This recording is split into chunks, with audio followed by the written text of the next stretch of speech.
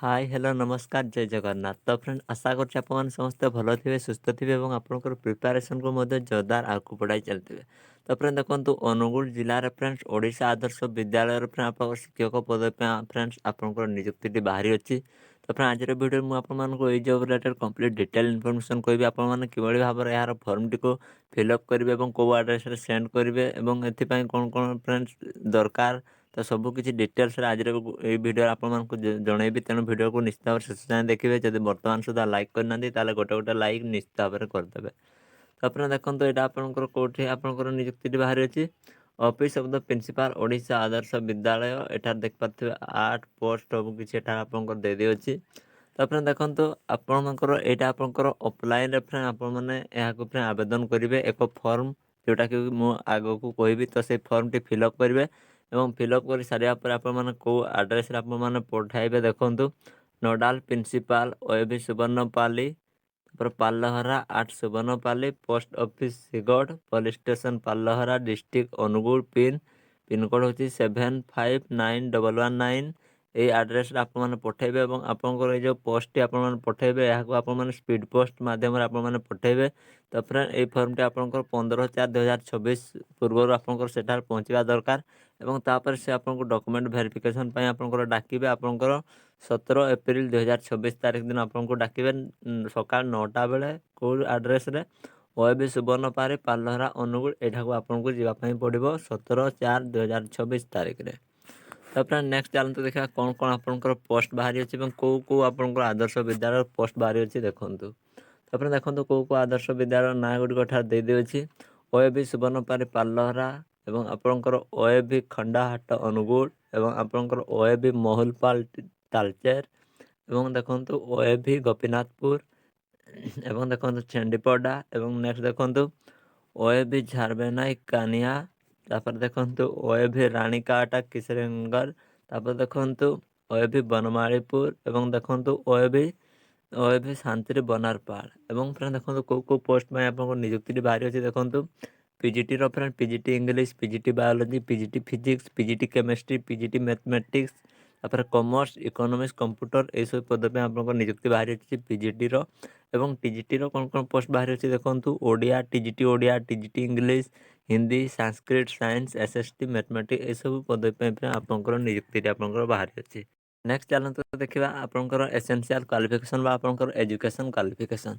तो फ्रेंड जदि आपने पीजीटी रो भितर जेकोसी भी पोस्ट आवेदन करने जब चाहूँ ताल आपने पीजी कर दरकार और पीजी आपंकर 50% मार्क आपंकर रही दरकार किंबा एवं फ्रेंड देखो एवं आपण मैंने बीएड करथिबा आपंकर दरकार बोली कही एनसीटी एफिलिएशन यूनिवर्सिटी रू बोली से आपंकर कही एवं जब आपने टीजीटी रो जे कोनोसी पोस्ट आवेदन करने चाहते ताले एथिपई एजुकेशन क्वालिफिकेशन कौन देखो आपने +3 पास करथिबा दरकार एवं से आपंकर जो थे आवेदन करेंगे से सब्जेक्ट आपंकर दरकार और आपंकर 50% मार्क आपंकर रही दरकार एवं आपण मैंने बीएड करथिबा दरकार आपंकर एनसीटी एफिलिएट यूनिवर्सिटी रू एवं फ्रेंड देखो पीजीटी रो सैलरी आपंकर 25,000 टंका आपंकर रही अच्छी एवं आपंकर टीजीटी रो तार सैलरी आपंकर 20,000 टंका प्रति मास पिछा आपंकर एथिरे सैलरी आपंकर रही अच्छी। नेक्स्ट चलते देखा फ्रेंड आपंकर डॉक्यूमेंट। तो friend document to be produce by the retired employment जब आपंकर डॉक्यूमेंट कौन कौन आपंकर लगे देखो आपंकर सबू सर्टिफिकेट फ्रेंड जेरक्स आपण से फॉर्म टी फिलअप करेंगे और तापर से आपको सेंड करेंगे और देखो proof of retirement from service जब आप कौन सर्विस अच्छे फ्रेंड तार रिटायरमेंट तार किसी प्रूफ आपको देवाई पड़ो फॉर रिटायर कैंडिडेट जो मैंने रिटायर्ड होती से देवाई पड़ो ना आपको कौन आवश्यक ना। तापर फ्रेंड देखो आपंकर अवार्ड बा certificate of merit receiving during service career आपंकर जहाँ सर्टिफिकेट अच्छी ताको आपने देवे और तापर देखो true self attested photograph passport size photograph आपंकर दुईटा आपंकर दरकार हे एवं आपंकर अदर रिलेवेंट डॉक्यूमेंट आउ किसी आपंकर दरकार हे और देखो वन आइडेंटिटी प्रूफ तो आधार कार्ड पान कार्ड तो एगुड़िकर आपने जेरक्स आपने देदेवे।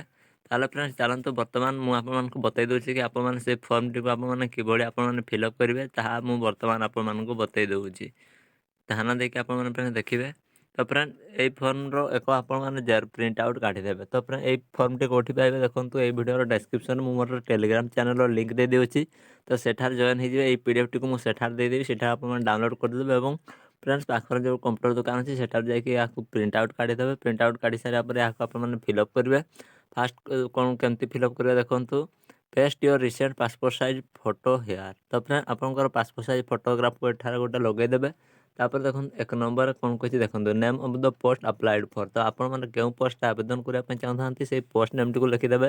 ଯେମିତି ଆପଣଙ୍କର ହେଇଗଲା ପିଜିଟି ଇଂଲିଶ, ତ ଆପଣମାନେ ଯେଉଁ ପୋଷ୍ଟ ପାଇଁ ବି ଆବେଦନ କରିବା ପାଇଁ ଚାହୁଁଥାନ୍ତି ସେଇ ପୋଷ୍ଟ ନେମ୍ଟିକୁ ଏଠାରେ ଲେଖିଦେବେ। ତାପରେ ଦେଖନ୍ତୁ ନେମ୍ ଅଫ୍ ଦ ଆପ୍ଲିକାଣ୍ଟ, ଏଠାରେ ଆପଣ ନିଜର ନାଁଟିକୁ ଆପଣମାନେ ଲେଖିଦେବେ। ତାପରେ 3 ନମ୍ବର ଦେଖନ୍ତୁ ଡେଟ୍ ଅଫ୍ ବାର୍ଥ, ଆପଣ ଏଠାରେ ନିଜର ଜନ୍ମ ତାରିଖକୁ ଲେଖିଦେବେ। ତାପରେ 4 ନମ୍ବର ଦେଖନ୍ତୁ ଜେଣ୍ଡର, ଯଦି ଆପଣମାନେ ମେଲ୍ ତାହେଲେ ମେଲ୍ ଜାଗାରେ ଟିକ୍ କରିବେ, ଫିମେଲ୍ ହେଇଥିଲେ ଫିମେଲ୍ ଜାଗାରେ ଏବଂ ଅଦର ଯଦି ଅଦର ଜାଗାରେ ଟିକ୍ କରିଦେବେ।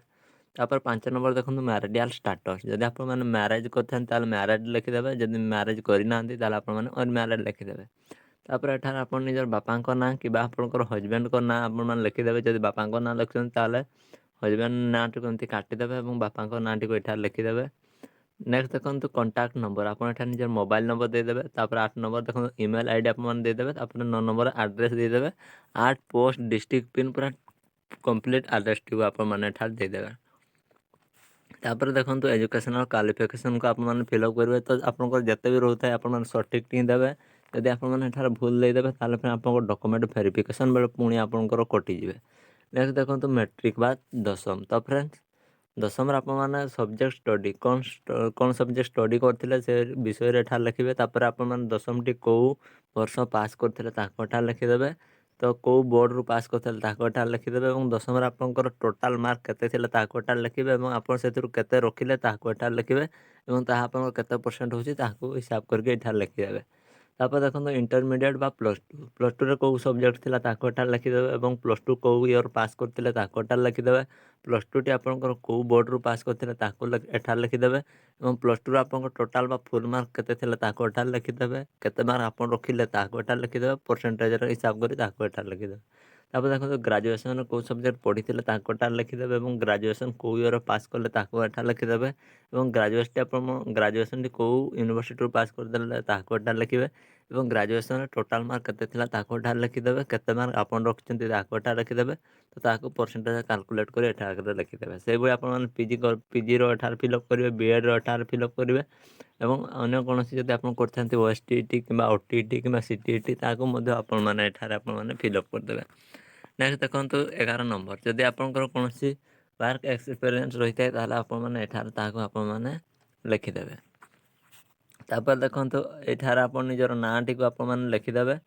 ନାଁଟି ଲେଖି ସାରିଲା ପରେ ଏଠାରେ ଆପଣମାନେ କ'ଣ କରିବେ ଦେଖନ୍ତୁ, ଏଠାରେ ଡେଟ୍ ଦେଇଦେବେ। ଏଠାରେ ଆପଣଙ୍କର ସିଗ୍ନେଚରଟି ଆପଣମାନେ ଦେବେ ଏବଂ ସିଗ୍ନେଚର କରିବା ପରେ ଏଇଟା ଆପଣଙ୍କର ଫର୍ମଟି ଆପଣଙ୍କର କମ୍ପ୍ଲିଟ୍ ଆପଣଙ୍କର ଫିଲ୍ଅପ୍ ହୋଇଗଲା। ତ ଫ୍ରେଣ୍ଡସ୍ ଫିଲ୍ଅପ୍ ହେବା ପରେ ଆପଣମାନେ କେଉଁ ଆଡ୍ରେସରେ ପଠାଇବେ, ପୂର୍ବରୁ ମୁଁ ଯେଉଁ ଆଡ୍ରେସଟି ଆପଣମାନଙ୍କୁ କହିଲି ଏଇ ଆଡ୍ରେସଟି ଫ୍ରେଣ୍ଡ ନୋଟ୍ କରନ୍ତୁ। ଏଇଠାରେ ମୁଁ ଆପଣମାନଙ୍କୁ ଆଡ୍ରେସଟି କହୁଛି ନୋଟ୍ କରନ୍ତୁ।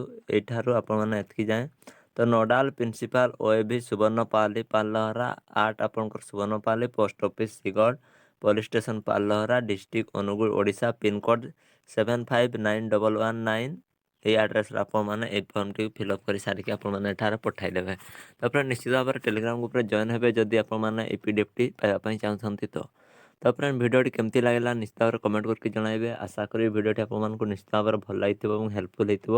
ତାପରେ ଏଇଭଳି ଲାଟେଷ୍ଟ ଜବ୍ର ଅପଡ଼େଟ୍ ଜାଣିବା ପାଇଁ ଆପଣମାନେ ନିଶ୍ଚିତ ଭାବରେ ଆମର ଚ୍ୟାନେଲକୁ ସବସ୍କ୍ରାଇବ୍ କରିକି ପାଖରେ ଥିବା ବେଲ୍ ଆଇକନ୍ଟିକୁ ଅନ୍ କରିକି ରଖିଥାନ୍ତୁ। କାରଣ ଯଦି ଆପଣମାନେ ପାଖରେ ଥିବା ବେଲ୍ ଆଇକନ୍ଟି ଅନ୍ କରିକି ରଖିଥିବେ ତ ଯେବେ ଯାହା ବି ମୁଁ ଛାଡ଼ିବି ତ ସର୍ବପ୍ରଥମେ ଆପଣମାନେ ନିଶ୍ଚିତ ଭାବରେ ଦେଖିପାରିବେ। ତାହେଲେ ଦେଖା ହେବ ଆଉ ଗୋଟେ ଭିଡ଼ିଓରେ। ସେ ଯାଏଁ ଆମେ ରହିବା। ଜୟ ହିନ୍ଦ, ଜୟ ଜଗନ୍ନାଥ, ବନ୍ଦେ ମାତରମ୍।